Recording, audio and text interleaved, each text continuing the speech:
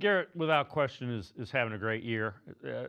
Schwesinger is too. Who else has stood out to you on that defensive side of the ball that might not be getting as much notoriety because Garrett and Schwesinger have been that good?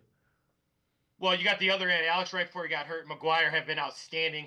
Wright has been next level because he plays so heavy. McGuire had a much. He's only troubled something the edge. He had a really good game this weekend. Mason Graham and Malik Collins have been so underrated inside. They have both been, especially these last 3 weeks for Mason Graham, all year from Malik Collins. He's been in the backfield. I loved Malik Collins when it started. Devin Bush had a career year. Diabate's been really good. I liked Greg Newsome, but Tyson Campbell, first of all, he's electric when he's covering, but he's also very, very physical. Denzel Ward never gets enough credit. I think Hickman's had a really good year. So not only have they had individual, but these guys are also playing good team defense, taking things on with the correct shoulder, setting the edge, turning things into their teammates, keeping things in front on third and long, making sure they're sure tacklers. Obviously, Schwesinger's been is another guy, but this entire defense individually and as a whole has played at an elite level. And that gives them a chance in every single game they play, especially if the offense can make plays like they did yesterday.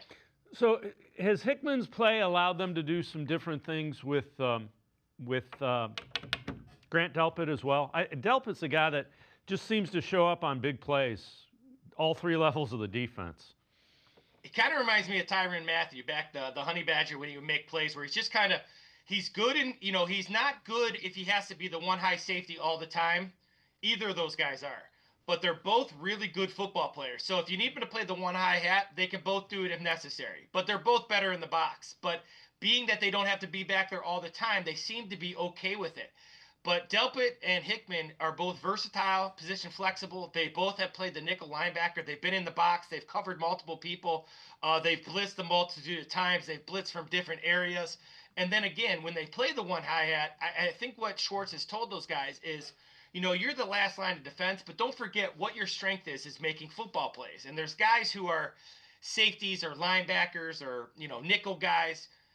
Ronnie Hickman and Grant Delpit are football players who have safety by their name, but they need to be put in positions that can impact a football game, and both of them are.